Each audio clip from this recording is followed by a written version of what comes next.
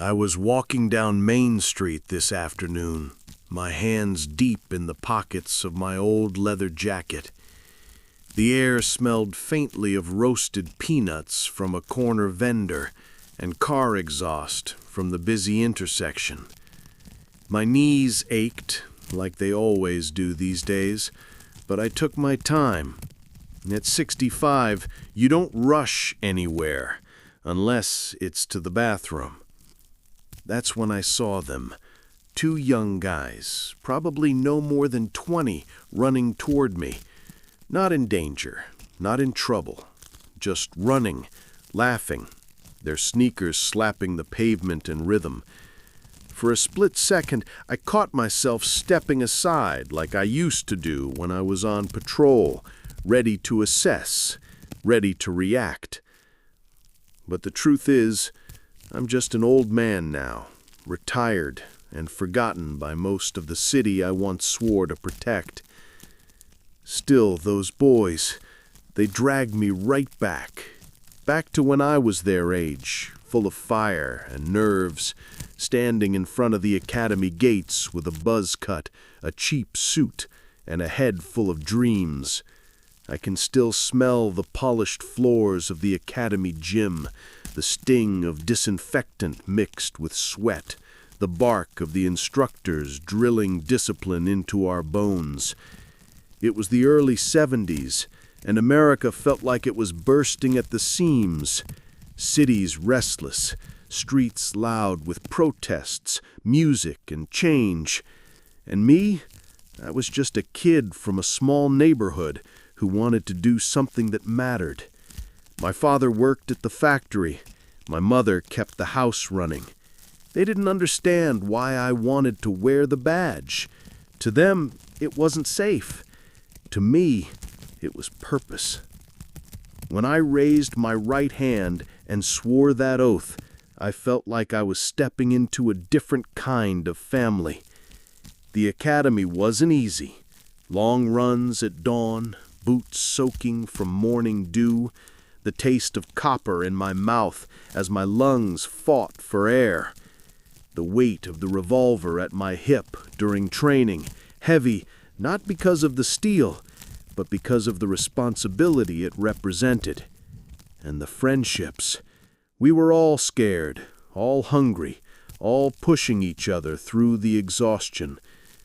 Looking at those kids on the street today, I realized I was once them, full of energy, charging into the future without knowing what it really held. And back then, the future meant a patrol car, a uniform, and a city that needed watching over. I stopped for a moment under the awning of an old barber shop, just breathing, letting the memory take me deeper. Funny thing, life has a way of sneaking up on you like that. One second you're an old man with sore knees, the next you're 22 again, heart pounding, ready to take on the whole damn world. The first time I slipped into that blue uniform, I swear I stood a little taller. The shirt was stiff with starch, the badge gleamed brighter than I ever imagined, and the leather belt felt like a piece of armor around my waist.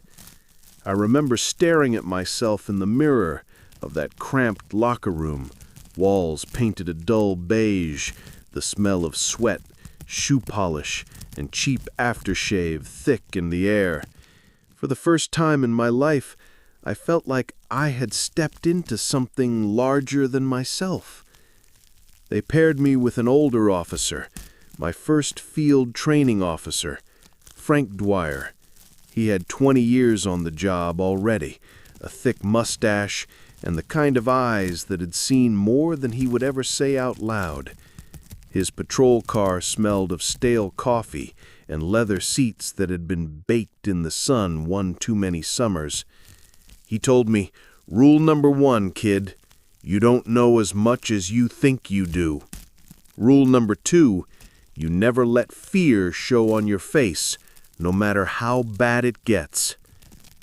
That night, the city seemed alive in a way it never had before. Storefront lights flickered, neon signs buzzed, radios leaked Motown and classic rock out of passing cars. I felt my pulse in my throat with every call that came through, waiting, wondering if we'd be the ones dispatched. And then it happened. My first call, a disturbance at a corner store. My palms were sweating, my mind racing with everything I'd been taught at the academy. But when we pulled up, it wasn't the violent showdown I'd pictured. It was a shopkeeper, red in the face, yelling about a teenager who'd tried to swipe a pack of cigarettes. The kid couldn't have been more than 16. Scrawny, shaking, eyes darting everywhere like a trapped animal. I remember the way the fluorescent lights in the store hummed above us, the faint smell of spilled soda sticky on the floor. Frank handled it with a calm I didn't understand back then. No shouting, no threats, just firm words and steady presence. The kid ended up in the back seat of the patrol car, staring at his sneakers, mumbling excuses. Driving back to the station, I looked at Frank and said, "That's it?" He chuckled, took a sip of his cold coffee and said, "That's most of it, rookie. You thought it was all shootouts and car chases, didn't you?" I didn't answer. I just looked out the window at the blur of street lights and thought about how different reality was from the movies. The job wasn't about glory. It was about being steady when others weren't, about stepping into other people's chaos and bringing some order.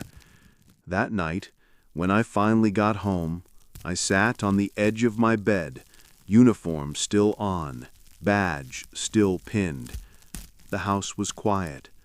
I could hear the ticking of the old wall clock in the kitchen and smell the faint trace of laundry detergent from my mother's hands when she hugged me earlier that morning. I was exhausted, but wide awake.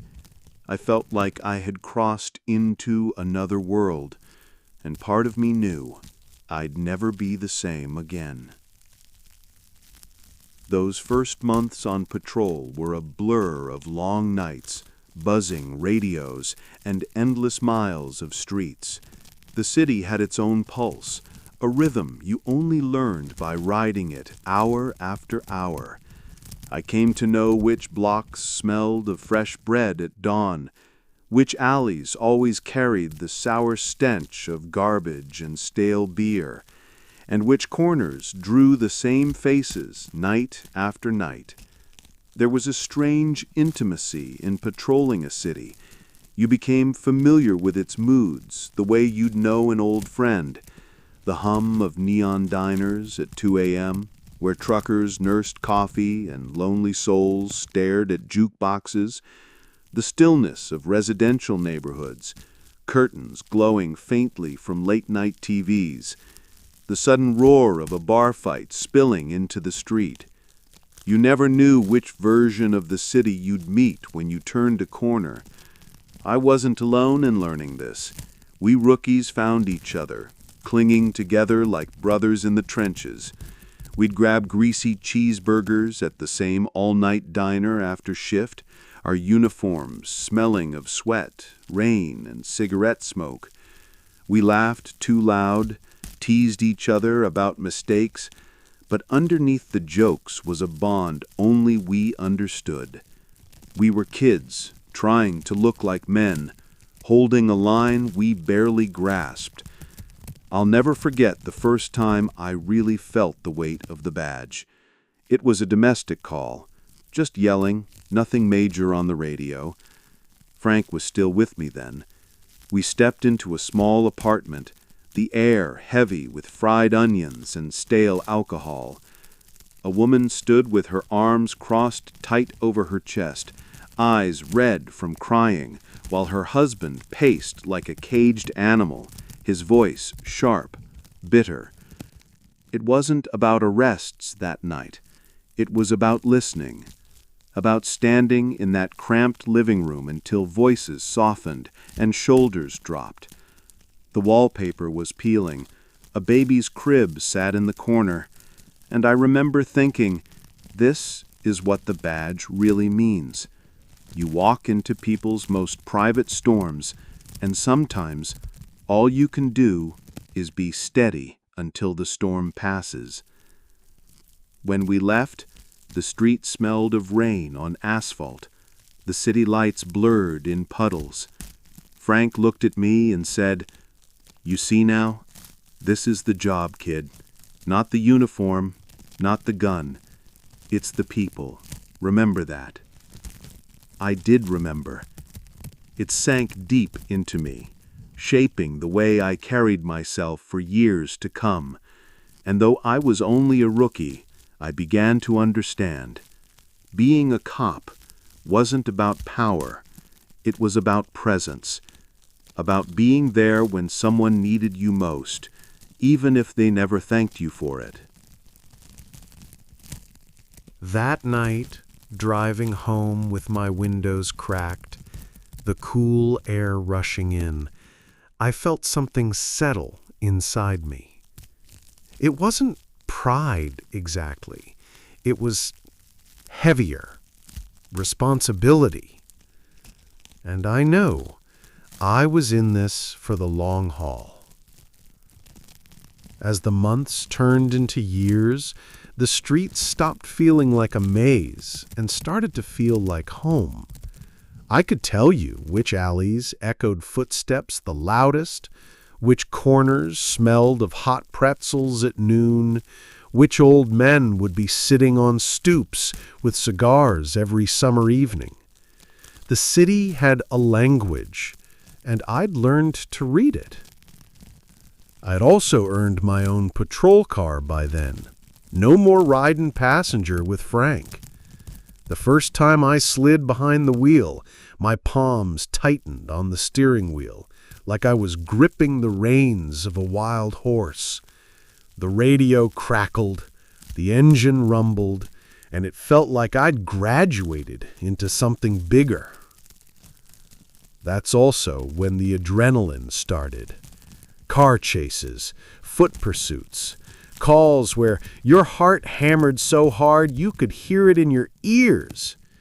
I remember one pursuit through back streets, me and my new partner, Tommy Reed, sirens wailing, red and blue lights bouncing off shop windows, the smell of burning rubber, the screech of tires, the city spinning into a blur.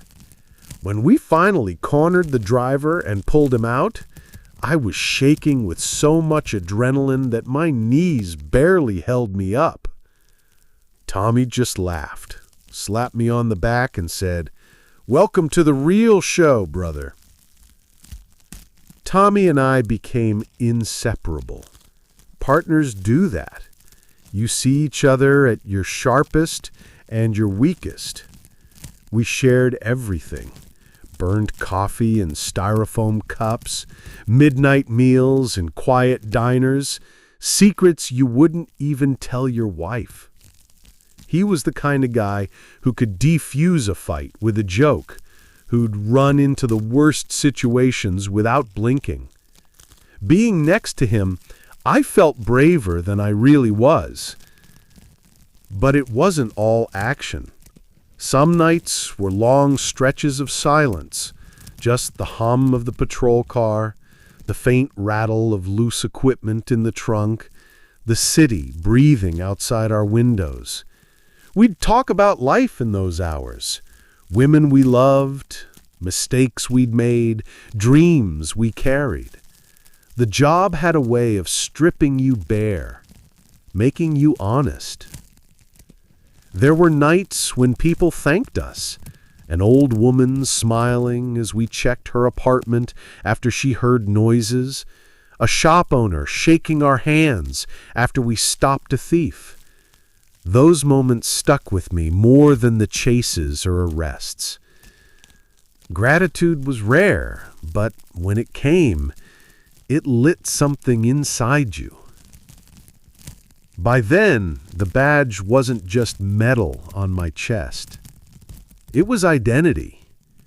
It was the reason I got up when the alarm rang at 5 a.m., the reason I could walk into chaos and keep my voice steady. The city had become my responsibility, and in a strange way, my family. I didn't know it then, but those early years would be the foundation for everything that came later.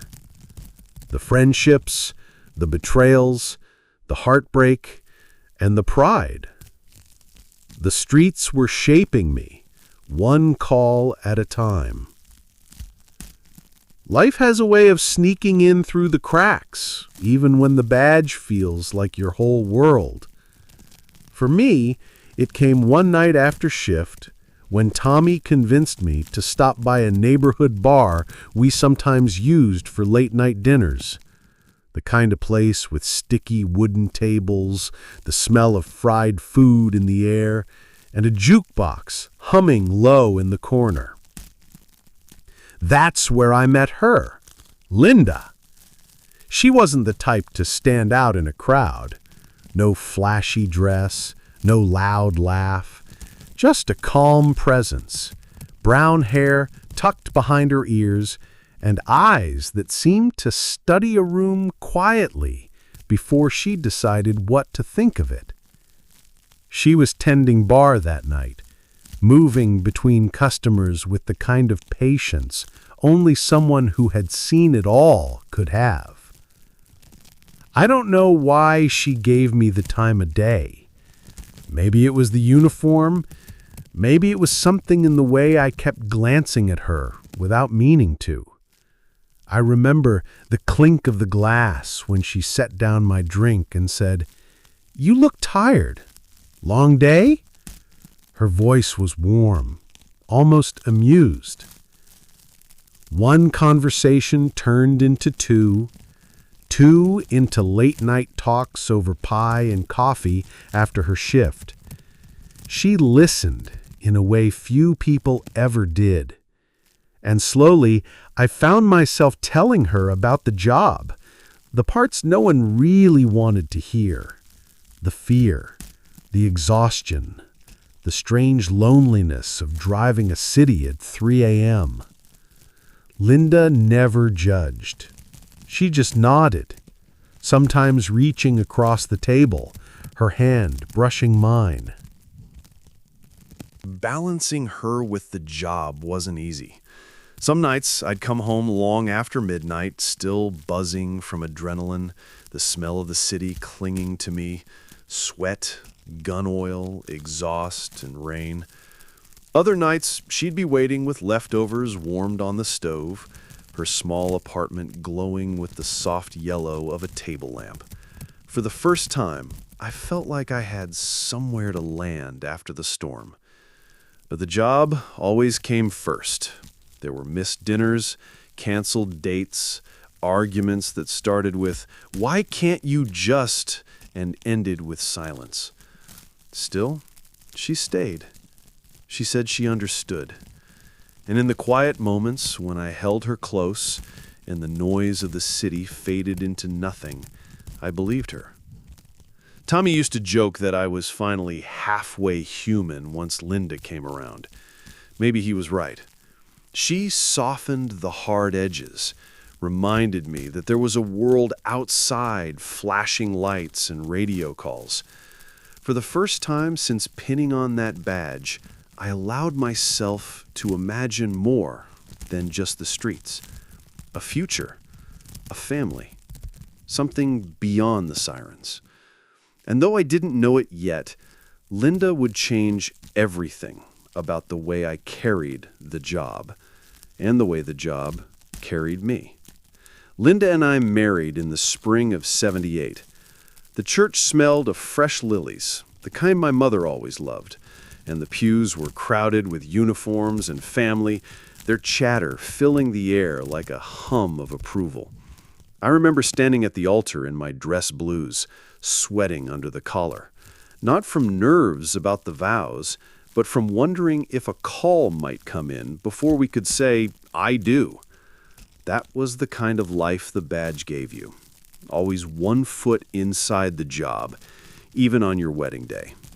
But when Linda walked down the aisle, all soft lace and steady eyes, the world seemed to pause. For once, I wasn't a cop. I was just a man, lucky enough to be loved by her. Our first apartment together was a modest walk-up. 2 rooms, creaky wooden floors, the faint smell of cooking from the neighbors drifting in at all hours. I'd come home late, boots heavy with the grime of the city, and she'd be curled on the couch, waiting with a plate of something simple, meatloaf, spaghetti, sometimes just grilled cheese. She never complained about the late nights or the fatigue in my face. She just smiled that tired smile and asked me how the shift went. Kids came a few years later, first a boy, then a girl. I'll never forget the feeling of holding my son in that hospital room, fluorescent lights buzzing overhead, the smell of antiseptic sharp in the air. My hands, so used to gripping a steering wheel or the cold steel of a revolver, trembled when they wrapped around his tiny body. For once, life wasn't about adrenaline or responsibility. It was about awe. But balance was harder than I ever admitted. There were birthdays I missed, school plays where the only empty chair in the row was mine.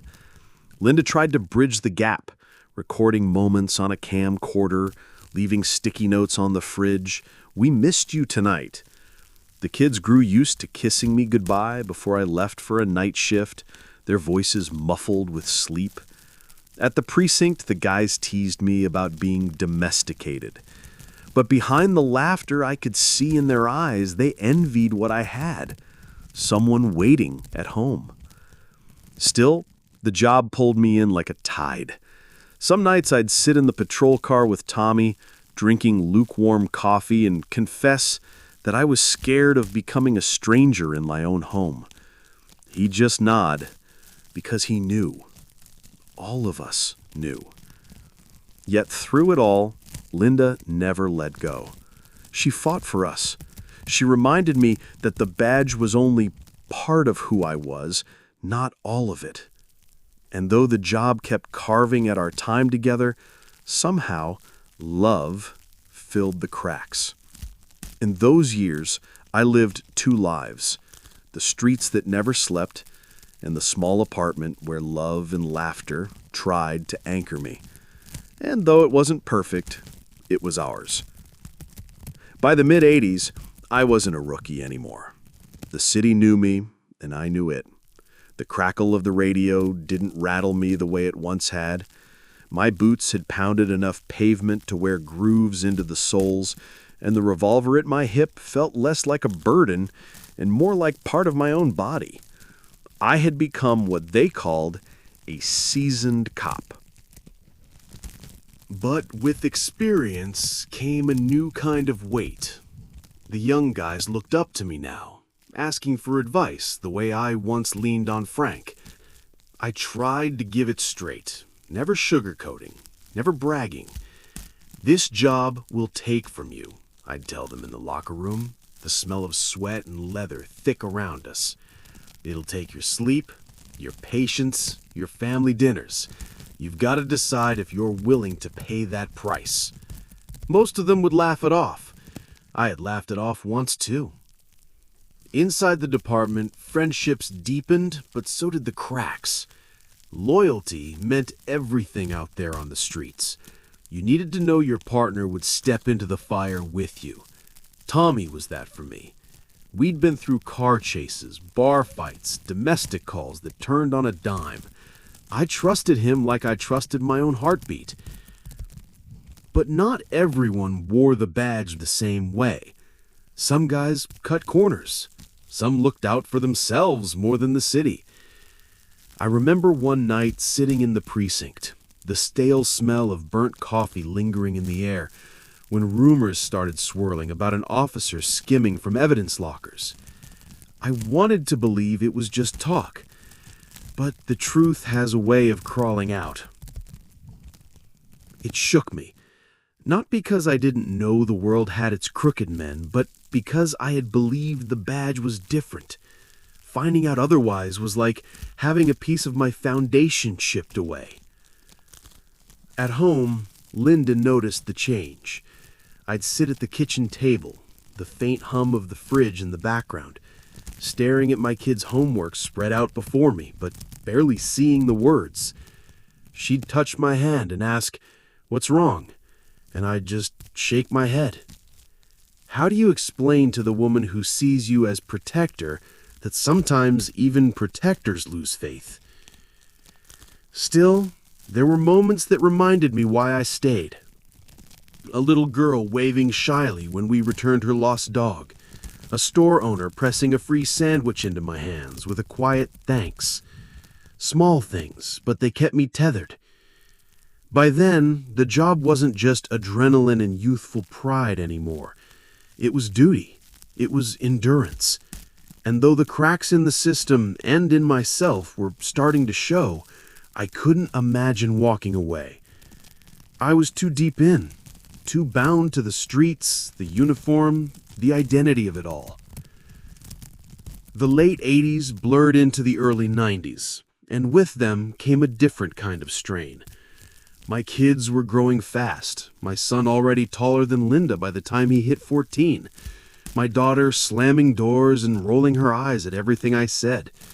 They were slipping into their own lives, and I was missing more of it than I wanted to admit. Linda tried to hold it all together. She kept the house warm, made sure the fridge was full, kept track of school plays, birthdays, doctor's appointments. I'd walk through the front door after a double shift, the smell of her pot roast lingering in the air, and she'd look at me with that tired smile that said, "You missed another one, but I'll forgive you, again." The marriage bent under the weight of the job. Arguments started small, about dinners gone cold, about promises broken, but they carried an edge. She wanted more of me than I could give, and I wanted to believe I could carry both worlds without dropping one. The truth was, the badge always seemed to win. At the precinct, the brotherhood kept me afloat. Tommy and I were still glued at the hip, trading jokes in the squad car, grabbing late-night burgers in diners that smelled of grease and strong coffee. But even that world was showing its fractures. There were guys I trusted and guys I kept at arm's length. Loyalty was a fragile thing, and I had seen too many whispers, too many shortcuts. One night still sticks with me. We responded to a call with another unit, 2 officers I knew well. Things got heated, emotions ran high, and one of them crossed the line with the suspect. Nothing fatal, nothing headline-worthy, but enough to make my stomach twist. Later, in the locker room, the air thick with deodorant spray and damp uniforms, I confronted him. He just smirked and said, "That's how it gets done." That answer ate at me. I went home that night and sat in the dark kitchen, the hum of the refrigerator the only sound, while Linda slept upstairs.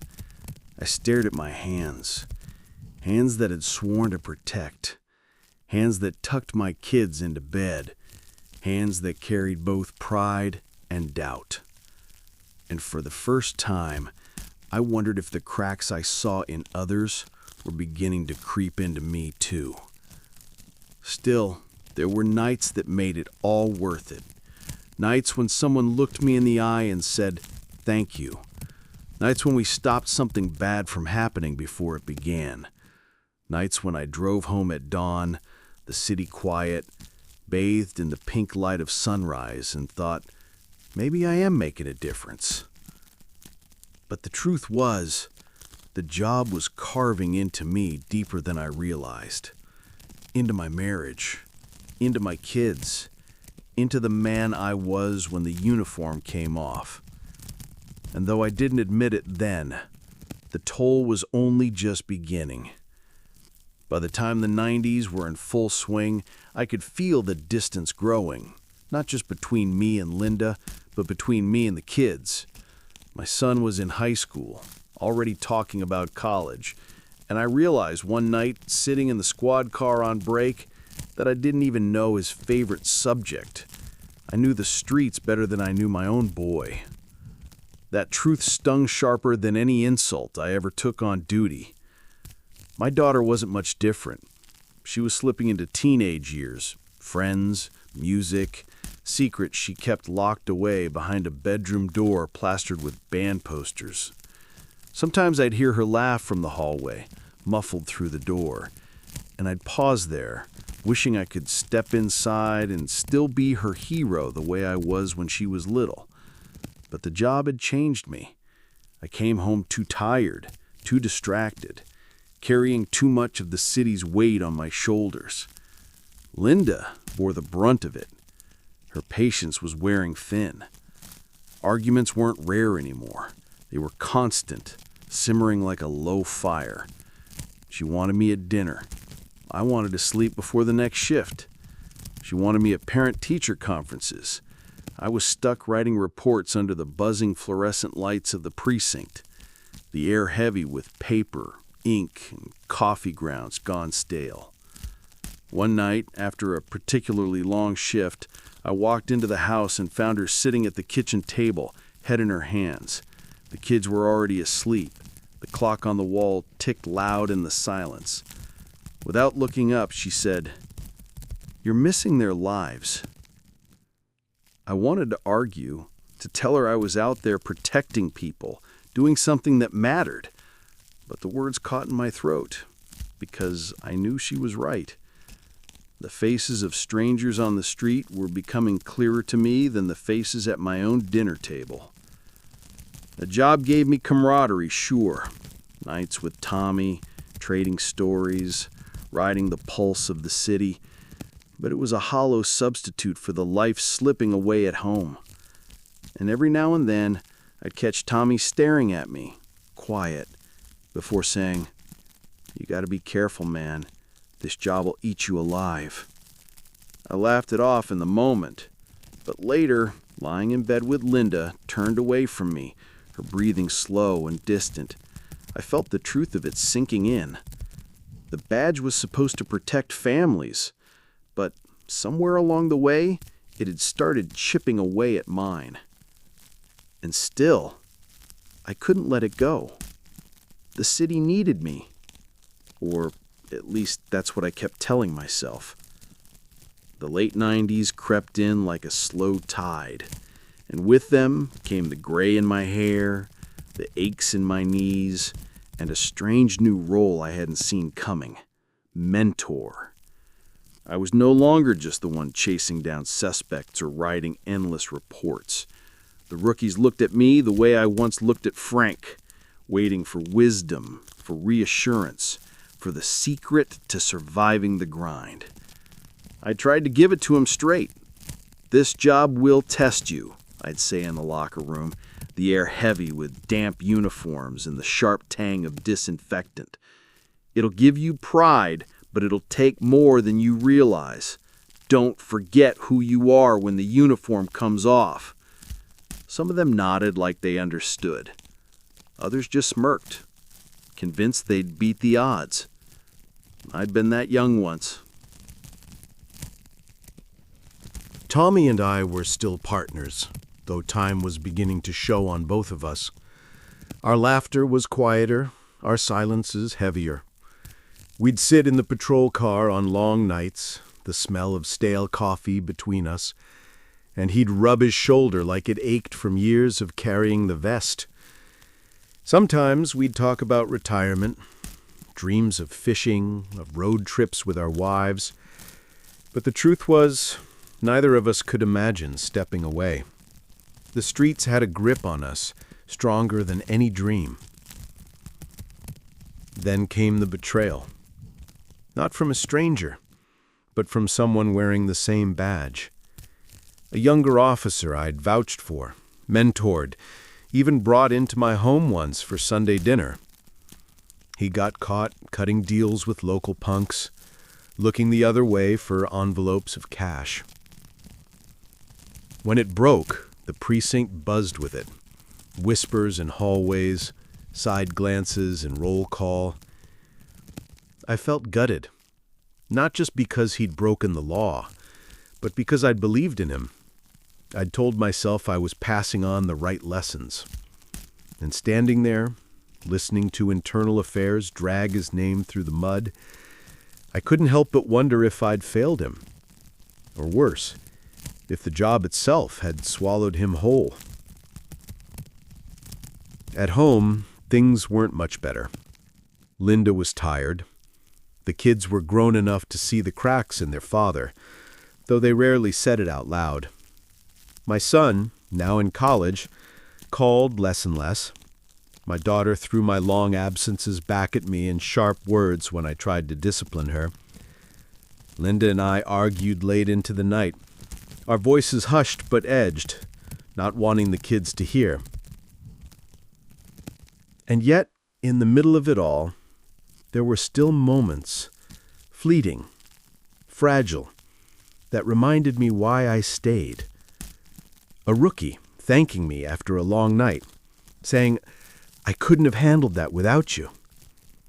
A shopkeeper slipping me a free cup of coffee with a smile. A child waving at me from a stoop as I drove by, eyes wide with trust. Those moments kept me tied to the badge, even as it chipped away at the man behind it. The city had become my second family, and like any family, it demanded sacrifice, sometimes more than I was willing to give. The early 2000s arrived quietly at first, the city humming along in its usual chaos. But then everything changed on that September morning. I remember the sun cutting through the haze of early autumn, the smell of paper and exhaust thick in the streets. The radio buzzed with urgency, a language I knew well, but had never felt so heavy. I grabbed my coat, Tommy at my side, and we ran toward the chaos. Smoke and dust filled the air, people screaming, crying, looking for someone, anyone. The weight of the badge hit me like a tidal wave, not just as a symbol of authority, but as a shield for the frightened and lost. I guided people down stairwells, carried bags, directed traffic, offered calm when none existed. The city smelled of ash, burning coffee, and fear itself. Every step was a reminder that life was fragile, that what we did as officers mattered more than ever. I thought of Linda, the kids, my fellow officers. I prayed silently for their safety while keeping a steady voice for strangers who had none. That event changed me. It carved lines into my face, made the ache in my knees deeper, and shifted the weight I carried in my chest. But it also reminded me why I stayed, why even after decades, the streets, the people, and the badge were inseparable from who I was. Back at home, Linda held me like she always had, her arms wrapping around the exhaustion, the fear, the relief. My kids had grown, but the sight of her eyes, steady, unwavering, brought me back to why I had ever chosen this life. And in those moments I realized something. This job was never about glory or recognition. It was about being there when someone needed you, about showing up even when it hurt, about holding a city together in ways the headlines would never show.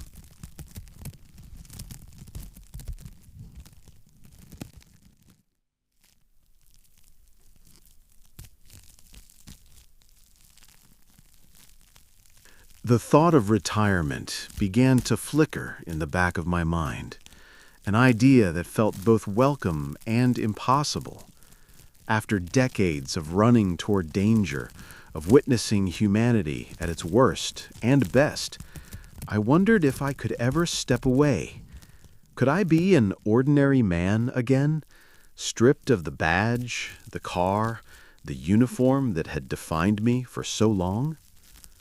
Tommy and I often talked about it during those years, the hum of the patrol car filling the silence.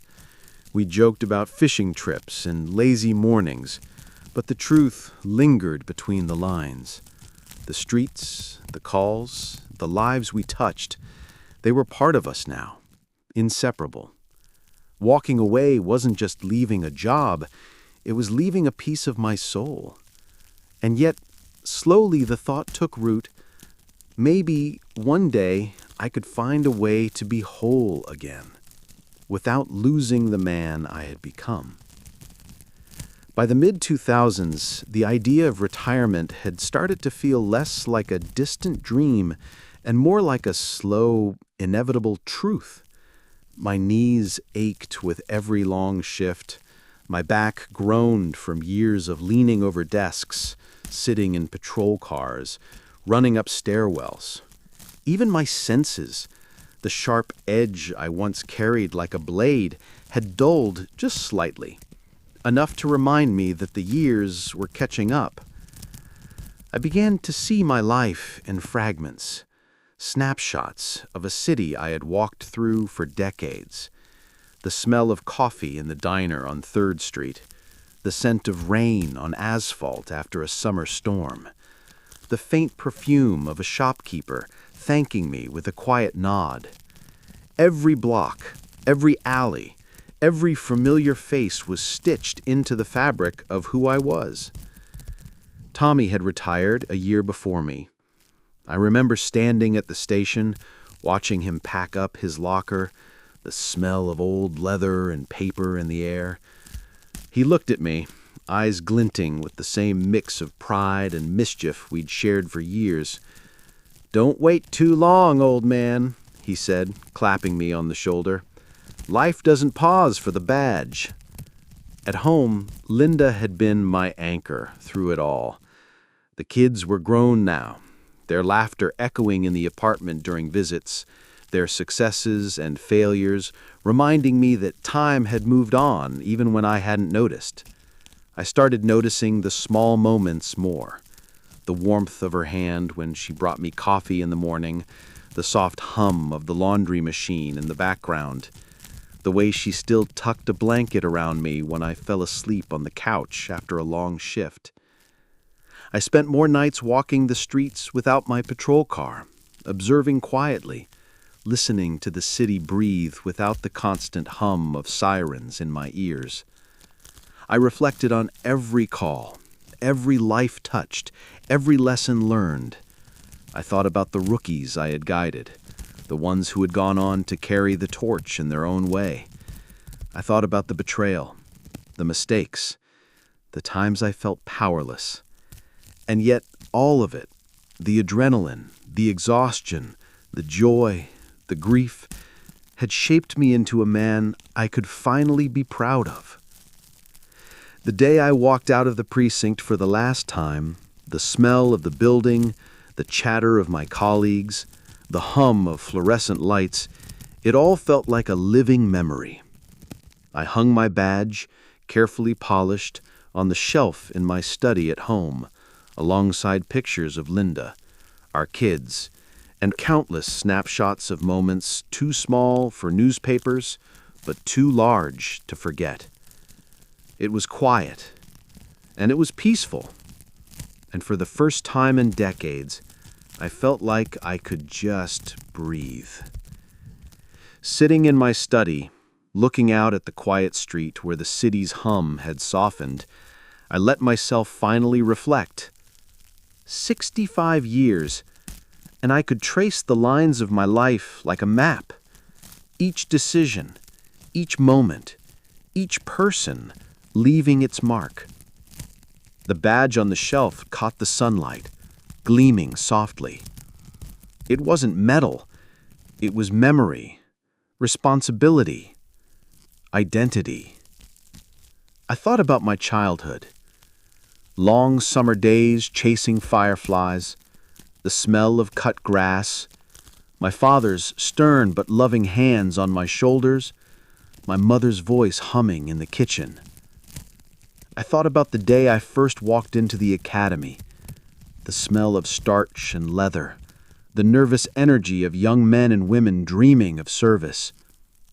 I remembered Frank and Tommy, the camaraderie, the laughter, the nights that stretched endlessly under streetlights and sirens, the betrayals that stung sharper than any street fight, the small victories that no one but the people we helped ever noticed, the adrenaline, the fear, the quiet moments that felt larger than life.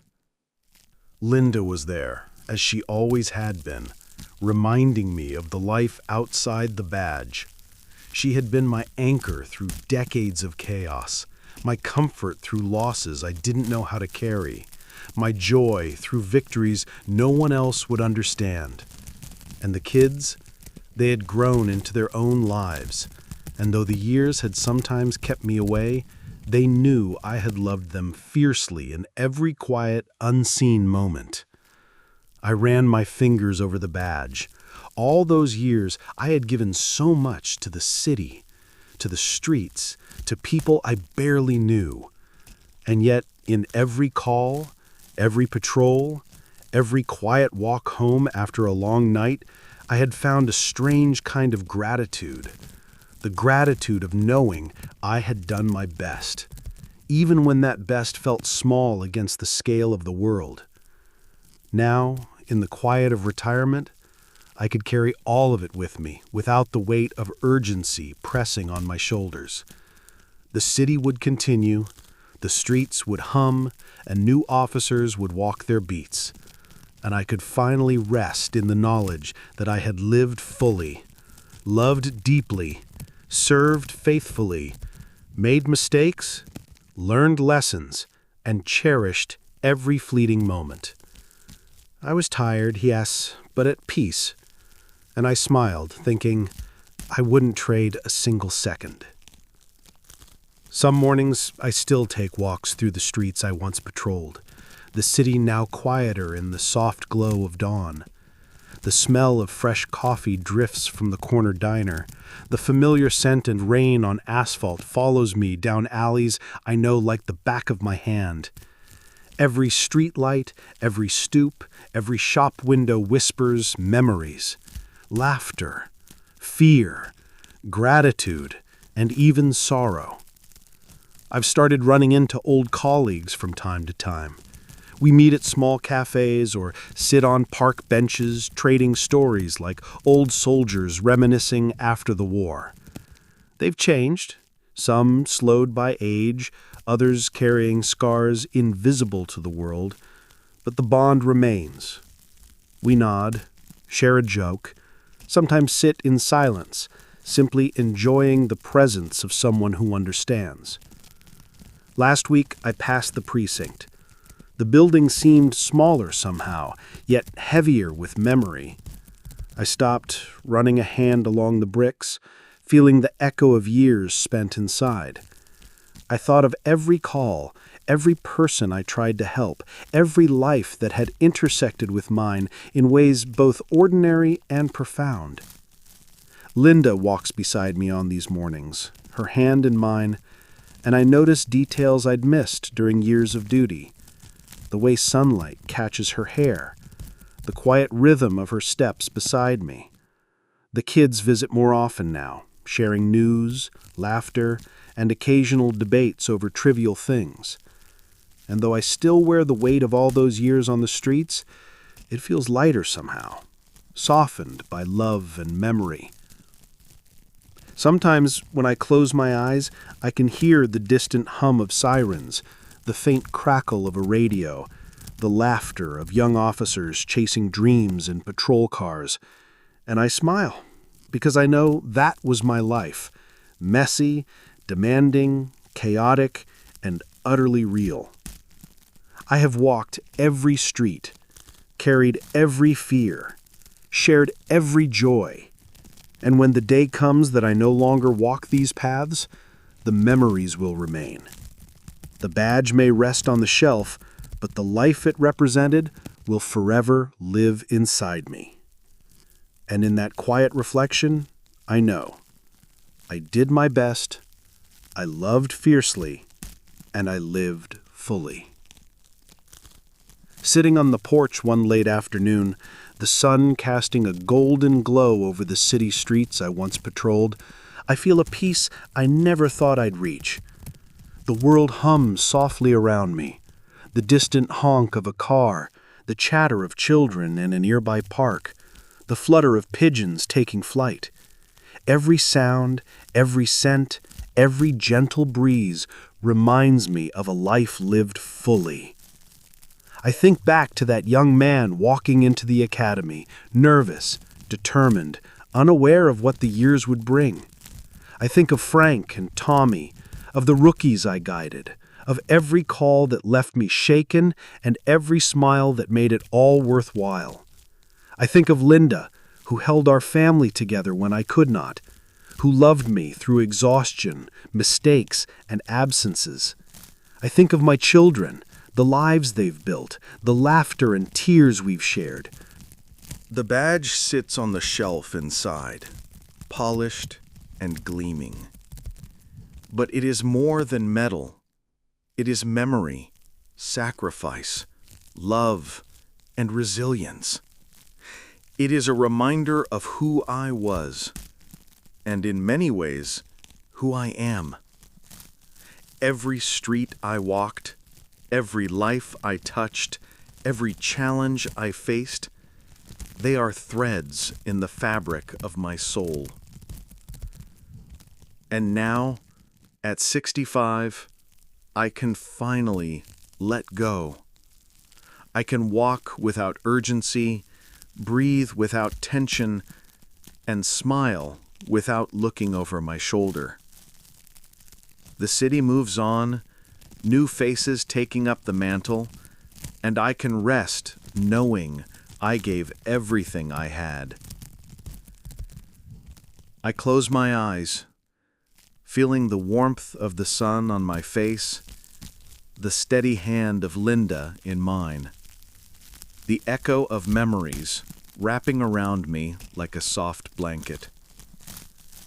My heart swells with gratitude for the life I lived, for the people I loved, for the streets I walked, for the legacy I leave behind. I am tired, yes. I am older, yes. But I am happy. I am content. I am complete.